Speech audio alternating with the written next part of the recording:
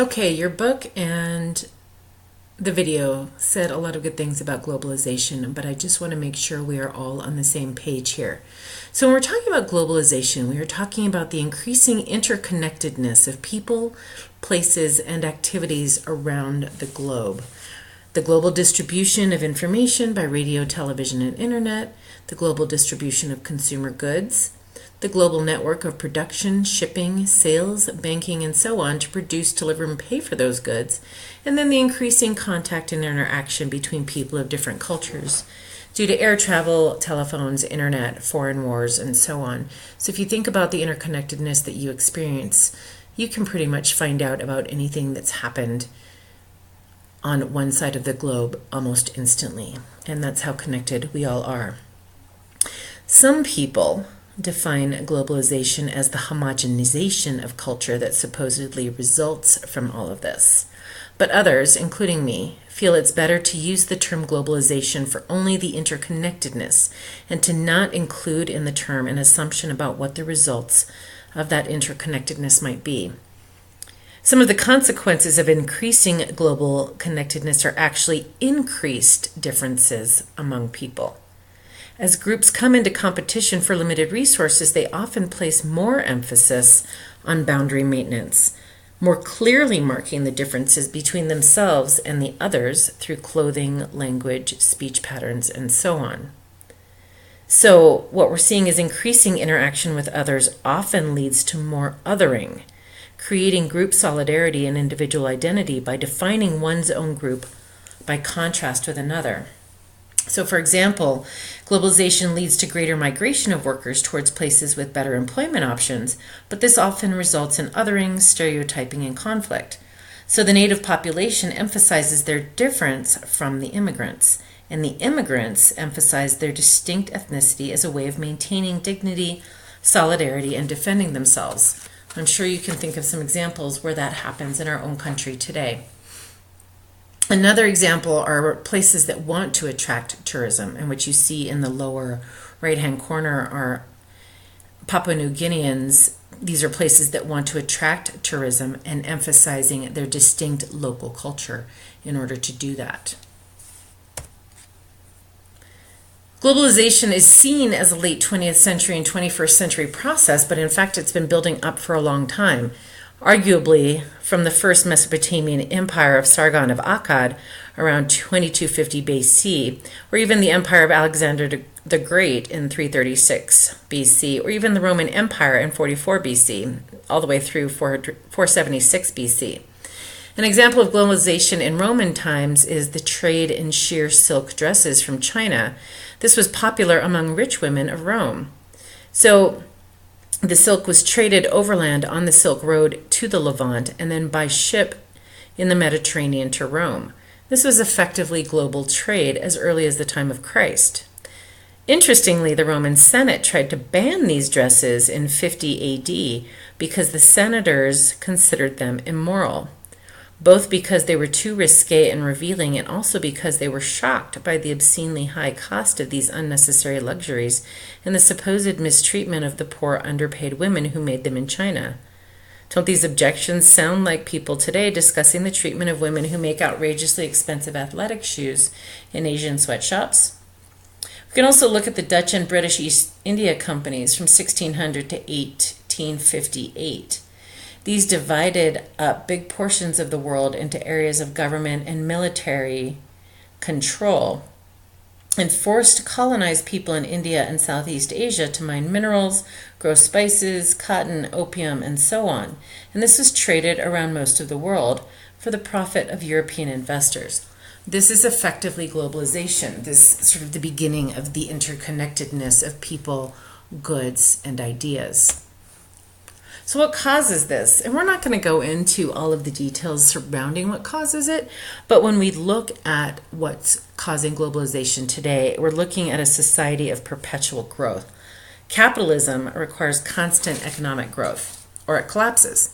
So you constantly hear in the news about measures of economic growth, and you know that economists worry if it gets down to just a few percent per year. So capital is wealth that's used to create more wealth. So if capital is successfully producing ever more wealth, then the total economic system must be growing. There can be no steady state in capitalism. There's no acceptable level where economic activity can stabilize. So businesses are constantly seeking more consumers or to get the same consumers to buy more via advertising. So when we think about very small scale societies, when goods were produced on a small scale, often by kin, they were made in direct response to demand. Hey, I need something, you can make it for me, somebody makes it for you, and that's the end of it. But under capitalism, an investor predicts what the demand may be, builds a factory, produces a huge amount of a product, and then has to sell it or he or she loses money. So capitalists have to ensure or create demand that was not there before by bringing the goods to new people, creating new markets, or by influencing the wants of the same people by creating new or better products, or by convincing them to buy more of the existing ones, or both. So they try to move production to wherever labor is cheapest. They try to pay as little as possible for as much work as possible. Governments support this economic growth with trade agreements, military intervention, because economic growth is good for citizens and it keeps people working and it provides lots of goods. And because it's good for business owners and investors, and these in turn influence government to ensure they continue to profit. So the result of all of this is globalization. And that is an extraordinarily simplified and quick cause and effect with globalization. It's obviously more complicated than this, but we can see sort of how capitalism has really driven globalization in the 20th and 21st century. Some of the problems we see with globalization are fairly large, actually. And we're just going to talk about a few of them here because there's much, much more to say about the problems of globalization than we can cover here. So participating in a market economy obviously forces changes in a culture. And there's several of these changes in a culture that are forced, so we can make huge lists of them. But if we just look at globalization in general, participating in a market economy where a market economy did not exist prior will force changes in a culture. And then when we look at market externalities, what that's referring to are costs borne by third parties not directly involved in an economic transaction. So for example, farmers living near a factory that pollutes their water. The factory investors make profit. The buyers get the products at a good price. But the uninvolved farmers nearby effectively have to pay part of the cost of producing their products. They suffer disease from the pollution. They have the value or amount of their crops reduced. They have to pay for safe drinking water because there was pollution in the water, and so therefore they have borne increased costs. And then the people living around the factory gain nothing from it, but effectively subsidize the factory and the buyers. They have no choice about this and effectively might get pretty annoyed.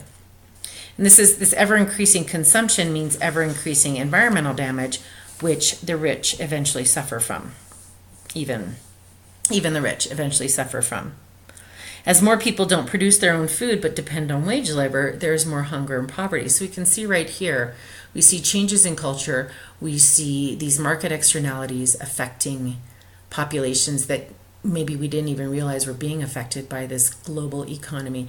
And we're also, interestingly enough, even though your video argues that there's a decrease in hunger and poverty, in some areas, as more people are not producing their own food, we are seeing an increase in hunger and poverty.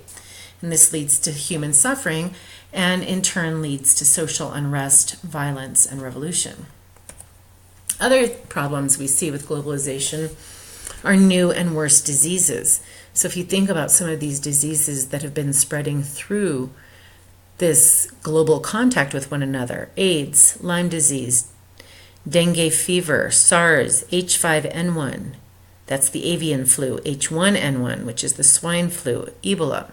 I always get that accent wrong. And for numerous reasons, we see this. Expanding capitalism demands more clearing of forests, mining in remote regions, changing ecological regimes, and so on. So we bring humans into increased contact with disease-causing or disease-carrying organisms that people rarely used to encounter. This increases opportunities for obscure disease-causing organisms to jump to humans. Travel and shipping moves and mixes potentially disease-causing organisms such as bacteria, viruses, parasites, and brings potentially disease-causing organisms to places where there are few natural competitors or other restraints.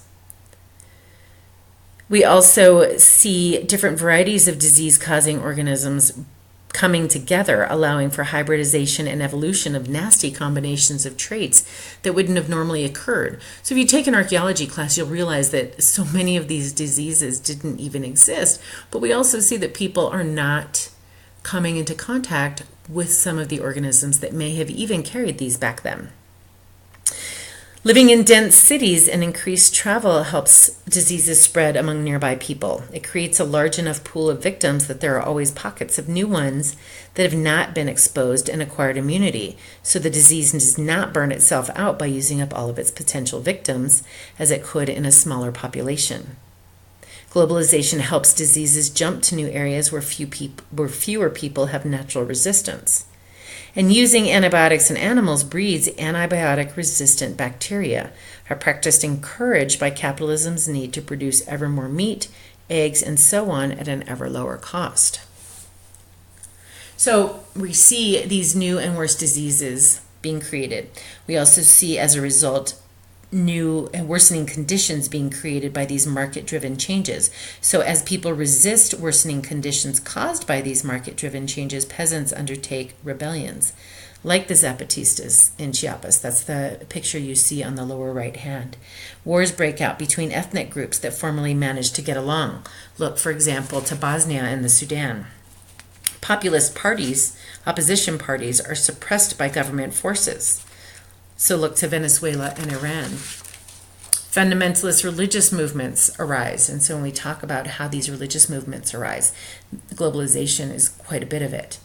Revitalization or millennial movements, end of times theology show up. Hindu nationalists show up in places. I mean, if we look at India, we can see the Hindu nationalists. Al-Qaeda advancing hyper-fundamentalist Islam by force in reaction to perceived mistreatment and corrupt values of the capitalist world. People resort to weapons of the weak, passive resistance, work slowdowns, theft, absenteeism, sabotage, vandalism, strikes, and terrorism, all slowing down globalization. So when we look at this, globalization is behind a lot of the news you read or hear about every day. And so when we look at the things that are happening in our world, stop and think, is this caused by globalization? The availability of ever better and cheaper technological goods, large-scale population and global warming, wars, changes in the economy and unemployment, social movements, foreign policy, immigration issues, and much, much more. So I guess in a good way, it keeps anthropology alive, because the anthropological, holistic, culturally aware approach is probably a good way to understand what's going on. And sort of the final statement for the class, honestly, if you want to change the world, the first step is to understand it. And if you don't understand it, there's no way you're going to be able to change it. As always, email me if you have any questions. Thanks so much for listening.